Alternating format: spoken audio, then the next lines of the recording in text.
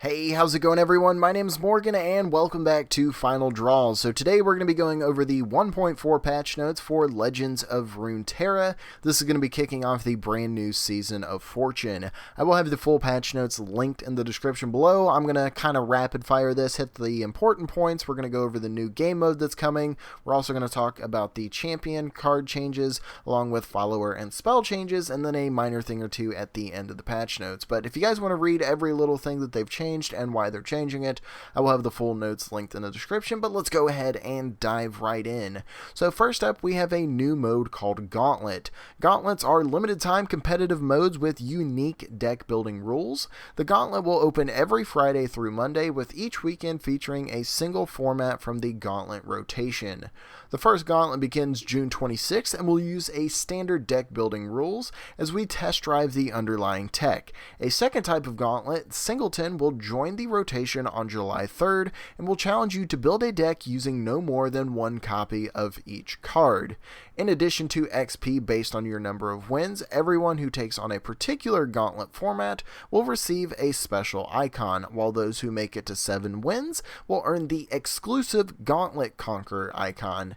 In the future, we plan to add more exclusive rewards and improve the Gauntlet mode overall, using the technology to build our way to full-scale in-game tournaments. So we'll have a new game mode hitting this coming weekend, and it seems like it's going to be a weekly rotation of different types of modes that are inside of that. So that's pretty cool, and of course that's going to contribute towards stuff we'll be seeing added to the game later on. So that's what we have for the new game mode. We're just going to go through the changes to the cards. We're going to start off with champions. So for Darius level 2, his health has been increased from 5 to 6. For Anivia, her cost has been decreased from 7 to 6. And then for Braum, his cost has been increased from 3 to 4. His power has been increased from 0 to 1. And they've added the text to his level 1 form: "The first time I survive damage, summon a mighty Poro." For his level 2 changes, his cost is still 3 to 4. Power will go from 0 to 2 upon level up, and his health will go from 7 to 6. And then last, for the champion changes, we're seeing some changes to Jinx's Super Mega Death Rocket. Its cost is going to be decreased from 2 to 1, and that's all we have for the champion card updates as of now. We're going to dive into followers and spells. So starting with Genevieve Elmhart from Demacia, her power is being increased from 4 to 5, and the same with her health. Unyielding Spirit, this is a big one here. Its spell speed is being changed from burst to fast, so it's going to be able to be countered by things such as deny now. We're going to be seeing changes to Basilisk Rider. His health is being increased from 2 to 3. Captain Farron is being reworked a little bit. His old text said play, transform all cards in your hand into decimates. His new text now says when I'm summoned, create 3 decimates in hand. For Aurora Borealis, its cost is being decreased from 7 to 6. The Poro Herder is going to be seeing some changes here. Its cost is being decreased from 4 to 2. Its power is being decreased from 3 to 2, and then its health is going from 4 to 3, along with some text changes. Its old text said, when I'm summoned, draw 2 Poros if you have a Poro ally. Its new text says, when I'm summoned, draw a Poro if you have a Poro ally. Next, we're seeing changes to She Who Wanders. They've added the keyword regeneration, and then They Who Endure is having its cost increased from 6 to 7. Ren Shadowblade's another one that's going to be seeing quite a few changes. Its cost is being decreased from 8 to 4, its power from 6 to 3, and its health from 4 to 3, along with some text changes. The old text, when the enemy summons a follower, grant it ephemeral. The new text is quick attack, strike, create a Shadow Fiend in hand, which is a 1-cost 4/3 ephemeral unit. We're seeing some changes to Jay Medarda here. His cost is going from 8 to 6. His health is going from 6 to 4. His power from 6 to 4. And his text is being changed as well. His old text was elusive. When I'm targeted, draw 1. His new text says, when I'm targeted and survive, draw 1, along with the removal of elusive. Escaped Abomination, which is created by the Cursed Keeper Last Breath effect, is seeing a small nerf here, with its health being changed from 4 to 3. The Harrowing Slow spell is seeing a cost decrease from 10 to to 9. The Dreg Dredgers featured in the Deep Toss deck are going to be seeing their power decrease from 2 to 1.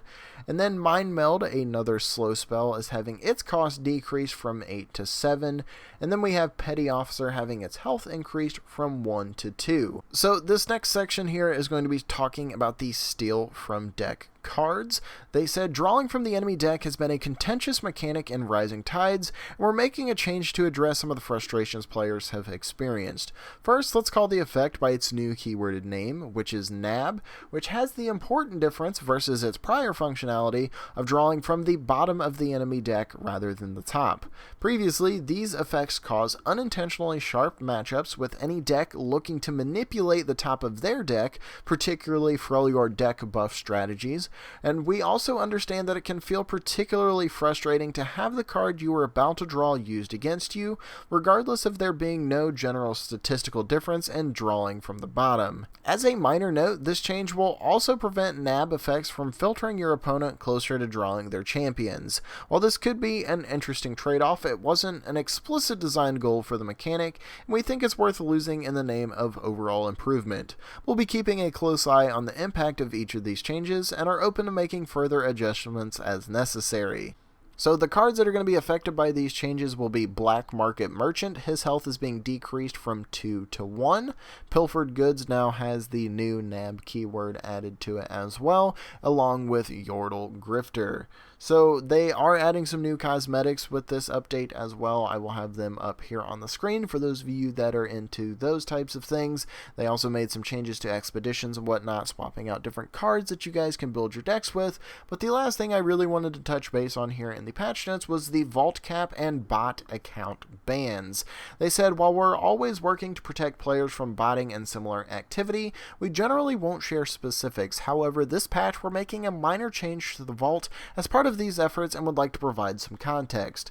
Recently, we saw a spike in botting attempts associated with the infinite bonus capsule offered past level 13 of the vault.